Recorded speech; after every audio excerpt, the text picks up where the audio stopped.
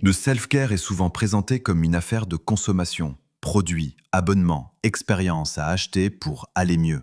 Cette vision, largement entretenue par la publicité, détourne l'attention de l'essentiel. Prendre soin de soi n'est pas un luxe, ni une récompense, encore moins une vitrine. C'est une condition de survie émotionnelle et mentale. Investir en soi-même, c'est être capable d'identifier ce qui nous fait réellement du bien, même lorsque cela va à contre-courant. Dans un monde saturé d'images et de messages, nos besoins sont souvent confondus avec des désirs fabriqués. On nous suggère qu'aller mieux passe par l'achat, se détendre en consommant, se récompenser en dépensant, se valoriser en possédant. Or, le véritable soin commence par un tri intérieur. Se poser des questions simples, mais fondamentales. Qu'est-ce qui m'apaise réellement? Qu'est-ce qui m'épuise inutilement? De quoi ai-je besoin pour tenir dans la durée? Les réponses sont rarement spectaculaires. Elles parlent de repos, de régularité, de simplicité, de présence. Elles parlent de limites aussi. Savoir dire non, réduire, ralentir. La santé est souvent la première variable sacrifiée lorsqu'on manque de temps ou d'argent. Pourtant, elle est le socle de tout le reste. Prendre soin de sa santé signifie préserver le fonctionnement de base, dormir suffisamment, manger de façon cohérente, bouger un minimum, consulter quand il le faut. Ces choix peuvent sembler évidents, mais ils sont profondément politiques dans une société qui valorise l'épuisement et la disponibilité permanente. Pourtant, si préserver sa santé est essentiel d'abord pour soi-même, c'est aussi protéger ses enfants d'une instabilité évitable.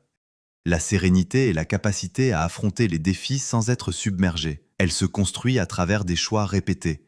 Simplifier son quotidien, réduire le bruit inutile, alléger les sources de tension évitables. Cela peut passer par moins d'obligations sociales, moins d'objets à gérer, moins de comparaisons, moins de décisions superflues. Cette sobriété mentale n'a rien d'austère. Elle libère de l'espace intérieur et rend les difficultés plus supportables.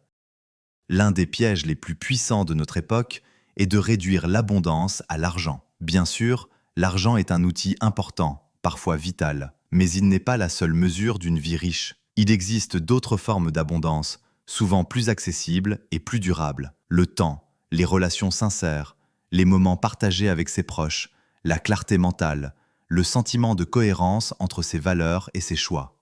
Ces richesses ne figurent sur aucun relevé bancaire, mais elles influencent profondément notre bien-être et notre capacité à traverser les périodes difficiles. Investir en soi-même, à notre époque, devient un acte de résistance. Résister à l'idée qu'il faudrait toujours plus pour aller mieux. Résister aux normes imposées. Résister à la culpabilité de prendre soin de soi quand tout pousse à l'oubli de soi. Le self-care est donc une stratégie de long terme, et non un caprice. Une manière de préserver son énergie, sa lucidité et sa capacité à aimer, décider et durer. Et dans une vie souvent contrainte, choisir consciemment ce qui nourrit plutôt que ce qui brille est peut-être l'une des formes de liberté les plus puissantes qui soient.